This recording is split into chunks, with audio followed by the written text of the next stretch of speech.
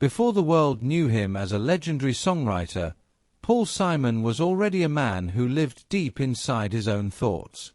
His music was filled with emotion, reflection, and quiet honesty, but behind that genius was someone who often struggled to express those same feelings in real life.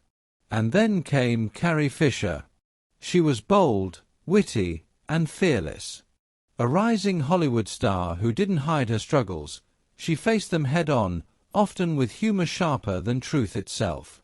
When these two met, it wasn't just attraction, it was intensity. Real, electric, undeniable. But intensity doesn't always mean stability. Their relationship moved fast. Two creative souls, both famous, both complicated, both searching for something deeper. For a moment, it felt like they had found it in each other. But what they didn't realize was that they weren't calming each other's storms, they were feeding them. Paul would later admit something painfully honest: they met at the wrong time.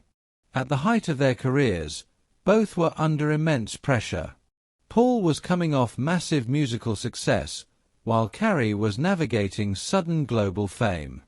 Instead of finding peace together, they became mirrors of each other's chaos. Their biggest difference: the way they handled pain.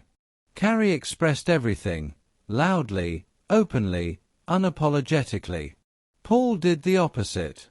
He turned inward, retreating into silence, into music, into himself. What could have balanced them slowly became a wall between them. He once reflected that while she needed emotional presence, he only knew how to disappear into his work. And that work, his music, wasn't just a career. It was an obsession. "I was married to my songs," he admitted. Imagine loving someone, but always coming second to something you can't compete with. For Carrie, that meant loneliness. For Paul, it meant distance he didn't fully understand until it was too late. Then came the spotlight. Their relationship wasn't private. Every disagreement, every crack, felt amplified under public scrutiny. There was no space to fail quietly, no room to heal without the world watching. And slowly, love turned into exhaustion. Despite everything, Paul never spoke of Carrie with bitterness.